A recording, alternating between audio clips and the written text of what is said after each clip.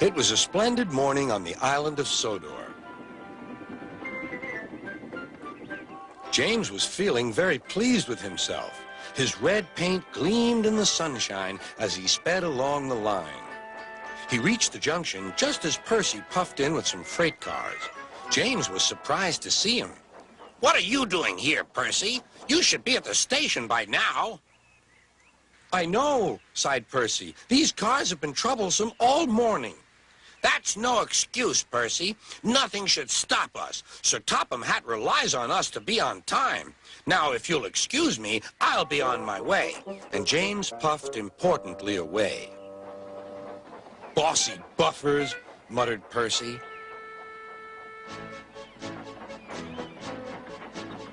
James arrived at the harbor. It was market day. The harbor yard was filled with the sweet smell of fruit from faraway lands. The fruit was delivered in big ships. James watched as strawberries, oranges, melons, and bananas were carefully loaded onto his cars. Then he set off for the station on the main line.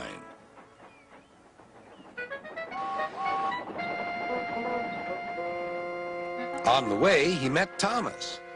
Really reliable. That's me, panted James. Pity the same can't be said for Percy. Goodbye.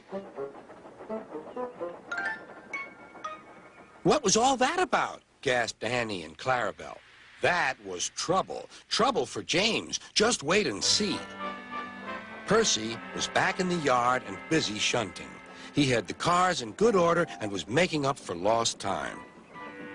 But the station master had bad news.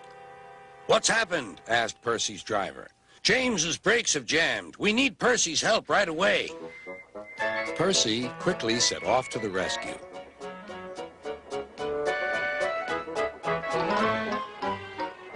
James was stuck on the line and looking glum. Percy couldn't help laughing. Got yourself in a bit of a jam, eh, James? A sticky situation? Be quiet. It's not funny having jammed brakes. And not very reliable either. I'm surprised you let it happen, James. Nothing should stop us engines. That's enough, Percy, said the driver. Can you push these cars? Of course I can. There's no time to lose. James has done too much of that already. James angrily hissed steam as Percy was coupled to the cars. Off we go, said Percy. I'll have to go fast to get there in time. Those big engines are so unreliable. Be careful, Percy, called his driver, but Percy was in a hurry.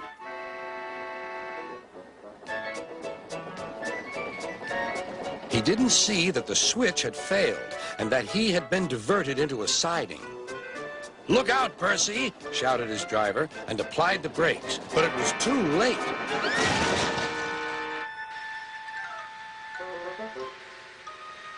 The driver and fireman had jumped clear, but squashed fruit squirted all over Percy.